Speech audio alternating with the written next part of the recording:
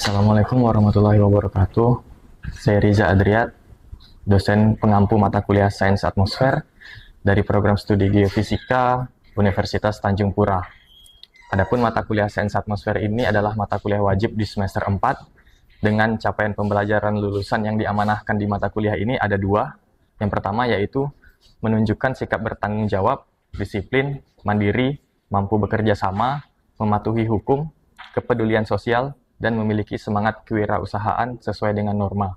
Kemudian, capaian pembelajaran yang kedua adalah mampu menganalisis konsep geosains dalam menyelesaikan permasalahan geofisika eksplorasi dan terapan lainnya.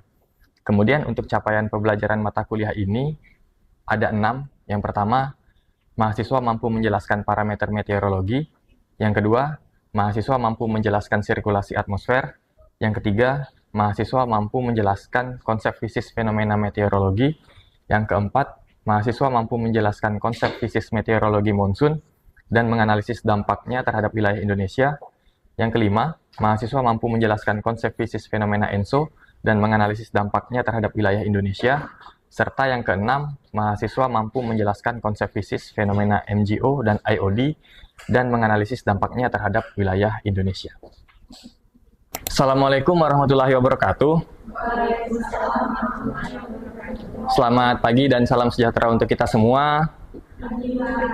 Mata kuliah Sains Atmosfer, mata kuliah wajib semester 4. Bagaimana kabarnya semua? Oke, hari ini kita masuk di pertemuan 7. Adapun materi dari pertemuan 7 mata kuliah Sains Atmosfer adalah variasi musiman di dalam sistem sirkulasi regional atau yang biasa kita kenal dengan nama monsun. Nah, jadi kita akan berkenalan dengan monsun untuk pertemuan 7 hari ini. Kemudian apa yang akan kita capai dari mata kuliah ini untuk pertemuan 7? Jadi capaian pembelajaran mata kuliah ini di pertemuan ke-7 adalah sub CPMK yang keempat, yaitu mahasiswa mampu menjelaskan konsep fisis meteorologi monsun dan menganalisis dampaknya terhadap wilayah Indonesia. Nah, jadi di akhir, mahasiswa diharapkan mampu menjelaskan konsep fisis meteorologi monsun dan menganalisis dampaknya terhadap wilayah Indonesia. Untuk indikatornya sendiri, apa indikator untuk mahasiswa mampu menjelaskan konsep fisis meteorologi monsun ini? Yang pertama adalah mahasiswa mampu menjelaskan konsep fisis meteorologi monsun, dan yang kedua indikatornya adalah mahasiswa mampu menganalisis pengaruh monsun terhadap wilayah Indonesia. Nah, jadi ini adalah capaian pembelajaran mata kuliah ini untuk pertemuan ke-7 ini. Baik, kita langsung saja masuk ke definisi atau kriteria dari monsun itu sendiri gitu ya. Nah, jadi kriteria dari monsun ini dikemukakan oleh Ramage yang mengkriteriakan monsun itu harus terpenuhi syarat-syaratnya. Ada 4 syarat bahwa fenomena itu dikategorikan sebagai monsun menurut Ramage. Yang pertama adalah terjadi perubahan arah angin, yang mana paling tidak minimal 120 derajat perubahannya di antara bulan Januari dan bulan Juli. Nah, jadi kategori yang pertama adalah adanya perubahan arah. Jadi angin itu mengalami perubahan arah minimal 120 derajat di antara bulan Januari dan Juli. Nah, itu kriteria yang pertama. Kemudian kriteria yang kedua adalah rata-rata frekuensi perubahan arah angin tersebut di antara bulan Januari dan Juli minimal 40%. Nah, jadi kategori yang kedua adalah frekuensinya. Si angin itu minimal jumlahnya 40% dari total seluruh angin itu mengalami perubahan arah tadi. Jadi 40% dari frekuensi angin yang berhembus itu mengalami perubahan arah sesuai dengan kriteria yang pertama tadi. Kemudian kriteria yang ketiga menurut Ramage adalah rata-rata kecepatan anginnya minimal 3 meter per sekon setiap bulannya. Nah, jadi selain kriteria pertama perubahan arah, kriteria yang kedua adalah frekuensi, serta kriteria yang ketiga adalah kecepatan anginnya. Jadi kecepatan anginnya sendiri itu ada syarat minimalnya, yaitu 3 meter per sekon setiap bulannya. Dan kriteria yang terakhir menurut Ramage adalah minimal terjadi satu siklon atau antisiklon selama 2 tahun dalam radius 5 derajat bujur dan lintang. Jadi di dalam tempat terjadinya angin monsun tersebut minimal harus ada satu siklon atau antisiklon yang terjadi dalam kurun waktu 2 tahun. Nah, sehingga setelah 4 kriteria ini terpenuhi, maka angin tersebut bisa dikategorikan sebagai angin monsun. Nah, jadi saya ulangi, ada 4 kriteria menurut Ramage bahwa angin itu bisa dikategorikan sebagai angin monsun. Yang pertama adalah terjadi perubahan arah minimal 120 derajat, kemudian frekuensi perubahannya itu minimal 40%, kemudian rata-rata kecepatan anginnya minimal 3 meter per sekon, dan yang terakhir adalah minimal terjadi satu siklon atau antisiklon dalam radius wilayah kejadian monsun itu. Oke, nah itu 4 kriteria menurut Ramage bahwa angin itu dikategorikan sebagai monsun. Lanjut lagi ke slide berikutnya. Di sini kita akan membahas elemen dari sirkulasi monsun.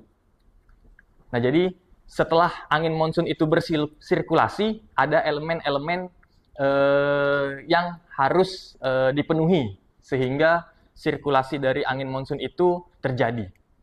Yang pertama adalah seasonal heating atau pemanasan musiman. Kemudian yang kedua adalah moisture process atau proses uap air. Dan yang terakhir adalah the earth rotation atau rotasi bumi. Nah, jadi ada 3 elemen dari sirkulasi monsun. Yang pertama adalah pemanasan musiman, yang kedua proses uap air, dan yang ketiga adalah rotasi bumi. Kita akan coba bahas satu persatu bagaimana pengaruh dari ketiga elemen ini terhadap sirkulasi dari monsun. Kita lanjut ke slide yang berikutnya, kita bahas tentang seasonal heating atau pemanasan musiman.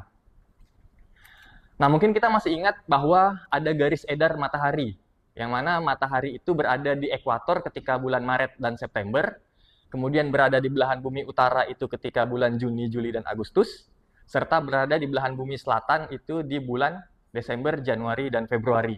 Nah, akibat dari garis edar matahari itu, maka suhu permukaan bumi juga akan mengalami perubahan. Nah, kita ambil contoh gambar yang di atas terlebih dahulu. Gambar yang di atas ini adalah kondisi pada bulan November sampai Desember. Data yang diperoleh dari ECMWF. Nah, kondisinya adalah bisa kita lihat di sini, warna-warna yang menuju ungu itu berarti suhu permukaannya maksimum. Atau di sini tertulis 33 derajat Celcius. Nah, jika kita perhatikan gambar yang di atas, maka posisi warna ungunya ini cenderung berada di selatan. Berada di belahan bumi selatan. Yang artinya ketika bulan November-Desember ini, matahari sedang berada di belahan bumi selatan. Nah, sehingga suhu permukaannya akan cenderung lebih hangat di belahan bumi selatan. Nah, kemudian lanjut ke gambar yang di bawah. Hal yang serupa dengan gambar yang di atas, hanya terjadi perubahan posisi saja. Ada yang ingin menjelaskan? Saya, Pak. Pada gambar ini menunjukkan kondisi di mana terjadi pada bulan Mei dan Juni, di mana posisi matahari berada di bagian bumi utara, dan ini menyebabkan suhu di bagian bumi utara itu lebih hangat daripada suhu di bagian bumi selatan. Jadi seperti itu, Pak. Baik, terima kasih Feni atas jawabannya. Ya, jadi benar sekali di bulan Mei dan Juni kondisinya adalah ketika matahari sedang berada di belahan bumi utara. Hal ini menyebabkan suhu permukaan akan maksimum di belahan bumi utara. Jadi bisa kita lihat perbedaannya antara gambar yang di atas dan yang di bawah. Ketika matahari mengalami perubahan posisi, maka suhu permukaan di bumi juga akan mengalami perubahan. Gambar yang di atas menunjukkan suhu permukaan itu cenderung lebih tinggi di belahan bumi selatan, sementara gambar yang di bawah menunjukkan suhu permukaan di bumi cenderung lebih hangat di belahan bumi utara. Nah, hal inilah yang menyebabkan munculnya sirkulasi monsun. Jadi dimulai dari adanya pemanasan musiman. Nah, gambar yang saya lingkari merah ini kelihatan perbedaannya antara gambar yang di atas dengan yang di bawah. Ada perbedaan warna di sini yang menunjukkan adanya perbedaan suhu permukaan. Begitu juga dengan gambar yang di bawah. Jadi kelihatan ketika garis edar matahari mengalami perubahan, maka suhu di permukaan bumi juga mengalami perubahan. Oke, nah ini adalah elemen yang pertama, yaitu pemanasan musiman. Nah, kemudian kesimpulannya di elemen yang pertama ini, untuk pemanasan musiman ini dampaknya adalah, jadi seasonal heating atau pemanasan musiman menyebabkan terjadinya pembalikan arah angin skala besar atau regional pola angin monsun. Kita sudah pelajari sebelumnya bahwa angin itu berhembus dari tekanan tinggi menuju ke tekanan rendah yang dipengaruhi oleh suhu permukaan dan suhu udara. Nah, ketika mengalami perubahan suhu permukaan dan suhu udara, maka wilayah itu juga akan mengalami perubahan tekanan. Nah, perubahan tekanan inilah yang akan menyebabkan terjadinya pembalikan arah angin atau perubahan arah angin. Kita ambil contoh gambar yang di atas ini, yaitu ketika belahan bumi utara sedang mengalami summer atau musim panas. Nah, ketika di belahan bumi utara sedang mengalami musim panas, maka tekanan udaranya menjadi rendah, yang dampaknya adalah seluruh massa udara atau angin akan berhembus ke wilayah itu. Jadi angin akan berhembus ke daerah yang bertekanan rendah. Gambar yang sebaliknya di bawah, yaitu ketika belahan bumi utara sedang mengalami musim dingin atau disebut sebagai winter monsoon. Nah, ketika suatu wilayah sedang mengalami musim dingin, maka wilayah tersebut akan memiliki tekanan udara yang tinggi. Dampaknya adalah massa udara akan berhembus dari wilayah yang bertekanan tinggi ini. Jadi bisa kita lihat arah vektor anginnya menuju ke belahan bumi selatan, yang artinya daerah ini sedang mengalami tekanan tinggi dan anginnya akan menuju ke daerah bertekanan rendah yang ada di belahan bumi selatan. Nah, jadi angin monsun diawali dari elemen yang pertama ini, yaitu pemanasan musiman. Lanjut lagi, kita ke elemen monsun yang kedua, yaitu moisture process atau proses uap air. Nah, bagaimana si monsun itu akan mempengaruhi kandungan uap air yang ada di suatu wilayah, atau bagaimana si monsun itu nantinya akan mempengaruhi musim di suatu wilayah. Makanya angin monsun itu berasal dari bahasa Arab, dari kata mausam yang berarti musim. Nah, jadi si angin monsun ini akan mempengaruhi musim pada wilayah yang dilaluinya. Nah, di sini juga ada dua gambar yang akan menunjukkan musim di suatu wilayah. Kondisi yang pertama ada di gambar sebelah kiri, yaitu ketika kondisi summer atau musim panas. Nah, bagaimana kondisi ketika musim panas ini? Kondisi ketika musim panas ini adalah kondisi di mana daratannya itu sedang mengalami musim panas. Nah, apa dampaknya ketika daratan ini sedang mengalami musim panas? Maka tekanan udaranya akan menjadi rendah. Nah, ketika tekanan udaranya menjadi rendah, maka massa udara yang berasal dari lautan itu akan bergerak menuju ke wilayah daratan tersebut, karena daratan sekarang kondisinya sedang tekanan rendah. Nah, massa udara yang berasal dari lautan ini pasti akan membawa massa air yang besar. Kenapa? Karena si angin ini melewati badan air yang besar seperti lautan, samudra. Nah, ketika angin itu berhembus melalui daratan, maksudnya melalui lautan dan melalui samudra, maka angin ini akan membawa massa air yang besar ke daratan. Nah, dampaknya untuk daratan adalah akan dimulailah musim penghujan di daratan tersebut. Nah, jadi ketika daratannya sedang mengalami musim panas, maka selanjutnya kemungkinan akan terjadi musim penghujan di wilayah tersebut. Nah, itu disebabkan oleh proses uap air. Jadi ada uap air yang dibawa oleh si angin monsun tersebut. Kemudian gambar yang di sebelah kanan kondisi sebaliknya, yaitu ketika winter di daratan atau ketika musim dingin di daratan. Nah, ketika musim dingin di daratan, maka tekanan udara di daratan ini menjadi tinggi. Jadi bisa kita lihat arah panahnya itu dari daratan menuju ke lautan. Karena tekanan udara di daratannya yang sekarang lebih tinggi daripada di daratan, daripada di lautan. Nah, hal ini akan menyebabkan bahwa si massa udara ini akan bergerak dari daratan menuju ke lautan. Nah, dampaknya untuk wilayah daratan adalah tidak adanya massa udara yang menuju ke daratan. Nah, sehingga si daratan itu akan menjadi musim kemarau atau musim kering. Nah, justru musim penghujannya yang sekarang akan menuju ke lautan akibat si massa udaranya yang bergerak ke lautan. Nah, jadi kurang lebih ini adalah elemen yang kedua, yaitu proses uap air. Setelah adanya pembalikan arah angin itu akan membawa massa uap air. Nah, maka si angin itu akan menyebabkan musim penghujan atau musim kemarau di suatu wilayah. Nah, itu kesimpulan untuk elemen yang kedua, yaitu proses uap air.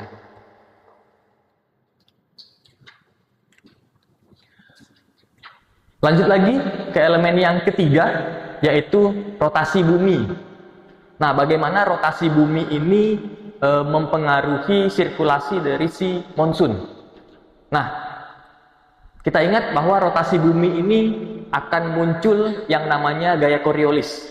Yang mana si gaya Coriolis ini akan menyebabkan pembalikan arah angin. Nah, jadi kesimpulannya untuk rotasi bumi ini adalah angin akan mengalami perubahan arah.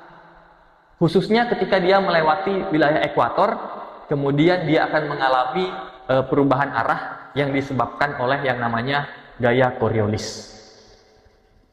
Baik, kita lanjutkan slide yang berikutnya, yaitu kita akan berkenalan dengan monsun Asia Timur dan monsun Australia. Kenapa kedua monsun ini? Karena kedua monsun inilah yang mempengaruhi wilayah Indonesia. Monsun Asia Timur, wilayah Asia Timur berada di utaranya Indonesia, kemudian Australia berada di selatannya Indonesia. Nah, jadi kedua monsun ini yang selalu melewati wilayah Indonesia sehingga akan mempengaruhi wilayah Indonesia. Baik, kita lanjutkan di slide yang berikutnya. Hampir mirip kondisinya dengan tiga elemen sebelumnya, namun di sini diterapkan untuk wilayah Asia Timur dan Australia. Nah, jadi bisa kita lihat di kedua gambar ini, gambar yang di atas itu kondisinya adalah pada saat bulan Desember dan Januari ketika musim dingin sedang terjadi di Asia Timur. Asia Timur sedang musim dingin kondisinya, sehingga tekanan udaranya akan menjadi tinggi. Nah, tekanan udara yang tinggi di Asia Timur ini akan menyebabkan pergerakan massa angin dari belahan bumi utara menuju ke belahan bumi selatan atau wilayah Australia melewati Indonesia. Nah, kemudian kondisi sebaliknya ada pada gambar yang di bawahnya, yaitu pada saat bulan Juni dan Juli, yaitu ketika kondisi Australianya sekarang yang sedang musim dingin. Jadi punya kondisi yang terbalik dengan gambar yang di atas. Jadi ketika kondisi Australianya sekarang sedang musim dingin, maka tekanan udaranya akan menjadi tinggi, sehingga si massa udaranya akan bergerak dari Australia menuju ke belahan bumi utara, melewati Indonesia kembali. Nah, jadi kedua monsun ini dikenal dengan nama monsun Asia Timur untuk yang di atas, yaitu bergeraknya angin dari Asia Timur menuju ke belahan bumi selatan. Dan gambar yang di bawah ini dikenal sebagai monsun Australia, yaitu angin yang berhembus dari Australia menuju ke belahan bumi utara. Nah, jadi adanya pembalikan angin ketika perubahan musim terjadi. Nah, hal inilah yang dikenal sebagai angin monsun.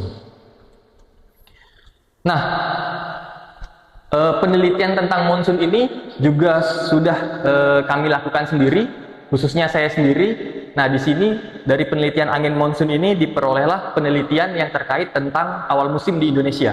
Nah, jadi di sini kami coba identifikasi variasi awal musim, baik musim hujan maupun musim kemarau di wilayah Indonesia akibat dari angin monsun ini. Nah, ternyata diperoleh hasilnya adalah ada pergeseran musim selama periode 10 tahun 2000 sampai 2010 dan tahun 2010 hingga 2020. Jadi ada pergeseran dasarian atau 10 hari untuk musim kemarau dan musim penghujan di wilayah Indonesia. Nah, jadi dampak dari perubahan iklim cukup nyata, cukup jelas, yaitu adanya perubahan musim di wilayah Indonesia dalam 10 tahun waktu yang berbeda. Mungkin itu materi untuk monsun hari ini. Ada yang ingin ditanyakan? Saya izin bertanya, kalau misalnya tadi kan Bapak jelasin kalau angin monsun Asia itu bergerak dari bulan DJF ya Pak, Desember, Januari, Februari, yang membawa uap air sehingga terjadi hujan di Indonesia. Sedangkan pada bulan JJA itu dari daratan Australia sehingga dia membawa udara kering ke Indonesia sehingga terjadi kemarau di Indonesia. Nah, kalau bulan Maret sama April itu kan termasuk bulan peralihan ya, itu angin melemah. Itu dampaknya untuk Indonesia gimana ya Pak? Baik, terima kasih Ziza atas pertanyaannya. Nah, bagaimana ketika monsun Asia atau monsun Australia ini melemah atau tidak aktif atau berada di bulan-bulan selain bulan terjadinya monsun ini? Nah, maka yang akan aktif mempengaruhi wilayah Indonesia itu adalah angin pasat dan kemudian adalah faktor konveksi atau pemanasan. Nah, sehingga di wilayah Indonesia juga akan terjadi musim peralihan, yaitu musim kemaraunya tidak jelas dan juga musim hujannya juga tidak jelas. Nah, jadi akan lebih didominasi oleh faktor konveksi atau pemanasan ataupun faktor lokal dari wilayah itu sendiri. Baik, terakhir untuk mengukur ketercapaian mata kuliah ini, mungkin saya akan sedikit mengevaluasi. Ada pertanyaan di sini yang nanti mungkin akan bisa kalian jawab untuk mengukur ketercapaian dari mata kuliah ini. Pertanyaannya adalah, jelaskan bagaimana pengaruh monsun Asia dan monsun Australia terhadap wilayah Indonesia. Silakan. Boleh Jumi izin jawab Pak, untuk pengaruh monsun Asia terhadap wilayah Indonesia. Itu kan tadi Bapak ada jelaskan kalau misalnya di monsun Asia itu musim dingin berarti berada di Asia bagian timur, sehingga massa udara yang melewati Indonesia menuju belahan bumi bagian selatan. Nah, itu terjadi di bulan Desember, Januari, Februari dengan banyaknya melewati perairan seperti Samudra Pasifik, Lautan Cina Selatan, sehingga kan tadi banyak membawa uap air. Nah, pengaruhnya terhadap wilayah Indonesia itu peningkatan intensitas curah hujan. Izin menjawab Pak. Untuk monsun Australia sendiri adalah angin yang bertiup dari Australia menuju ke Asia yang melewati daratan Indonesia. Untuk monsun Australia sendiri itu seringkali melalui daerah daratan ataupun gurun, sehingga dapat dikatakan monsun Australia ini bersifat kering. Dampak untuk wilayah Indonesia sendiri itu terjadi penurunan intensitas curah hujan, sehingga dapat dikatakan Indonesia mengalami musim kemarau. Baik, terima kasih Jumi dan Donan atas jawabannya. Jadi betul kedua jawabannya bahwa monsun Asia akan berdampak terjadinya musim penghujan di wilayah Indonesia dan monsun Australia akan berdampak terhadap musim kemarau di wilayah Indonesia, karena kedua monsun tersebut punya karakter yang berbeda, bahwa monsun Asia itu melewati badan air yang banyak sehingga akan membawa massa air yang banyak. Kebalikannya, monsun Australia itu bersifat kering karena melewati daratan dan gurun. Baik, terima kasih semuanya. Evaluasi tadi menunjukkan bahwa mudah-mudahan ketercapaian mata kuliah ini, khususnya di pertemuan ke-7 ini, tercapai, bahwa mahasiswa mampu menganalisis dampak monsun di wilayah Indonesia.